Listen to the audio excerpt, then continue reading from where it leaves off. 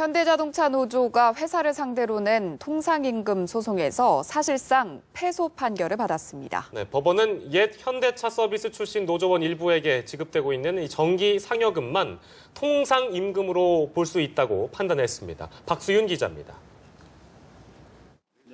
서울중앙지법은 현대차 노조원 23명이 통상임금의 범위를 확대해달라며 회사를 상대로 낸 소송에서 대다수 근로자의 상여금이 통상임금이 아니라고 판결하고 3년치 임금 소급분 요구도 기각했습니다.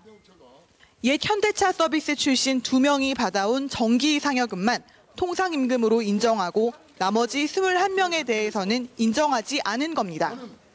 지난 2013년 대법원은 통상임금의 기준을 정기적으로 지급되는 정기성, 모든 근로자에게 지급되는 일률성, 조건 없이 사전에 지급이 약속되는 고정성으로 규정했습니다.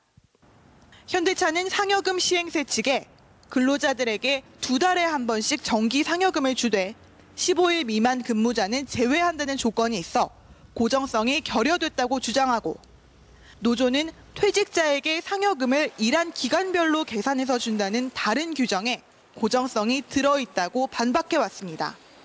하지만 재판부는 일정한 일수 이상 근무해야만 상여금을 받을 수 있다면 고정성 요건을 갖추지 못해 통상임금에 해당하지 않는다고 판단했습니다. 다만 현대차로 통합 흡수된 옛 현대차 서비스의 경우 이런 규정이 없었기 때문에 통상임금으로 볼 수 있다고 판결했습니다. 1심 판결은 나왔지만 노사 중 한쪽이 불복해 항소할 가능성이 커 대법원의 최종 판결이 나올 때까지 통상임금을 둘러싼 혼란은 이어질 전망입니다. 연합뉴스TV 박수윤입니다. 네, 이번 현대차 통상임금 소송 결과는 재계에 적지 않은 파장을 불러일으킬 것으로 보입니다. 네, 보도국 취재기자 연결해서 이번 판결이 어떤 의미가 있는지 알아보겠습니다. 노은지 기자, 이번 현대차 통상임금 판결 왜 중요했던 건지 좀 짚어주시죠. 네, 현대차 통상임금 소송 결과는 재계와 노동계 모두에게 초미의 관심사였습니다. 통상임금에 상여금이 포함되면 야근 수당과 연차 보상비, 경우에 따라서는 퇴직금까지 인상될 수 있는데요. 기업으로선 인건비가 급증하고 근로자는 반대로 수입이 늘어나는 문제이기 때문에 노사 모두 초조하게 결과를 기다려왔습니다. 판결로 현대차가 떠안을 부담은 어느 정도로 예상됩니까? 네, 재판부는 옛 현대차 서비스 출신 근로자 5,700여 명에 대해서만 상여금이 통상임금에 포함된다고 판단했습니다. 대표로 소송을 낸 23명 중에서는 2명만 인정을 받았는데요. 그 금액은 각각 389만 원과 22만 원입니다. 전체 조합원 가운데 현대차 서비스 출신은 11% 정도인데요. 따라서 현대차의 부담은 크게 줄어든 셈입니다.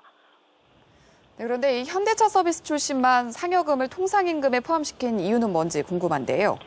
네, 현대차는 1999년 지금의 현대모비스인 현대전공과 현대차 서비스와 통합했는데요.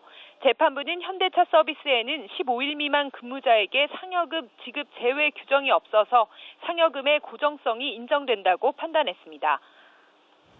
네, 그리고 현대차는 이번 판결이 사실상 승소라고 보고 있습니까? 네, 맞습니다. 업계는 법원이 현대차 노조 전체의 손을 들어줄 경우에 현대차가 추가로 부담해야 할 인건비가 5조 원, 현대차 그룹 전체로 따지면 첫 해에만 13조 2천억 원에 이를 것으로 추정했는데요.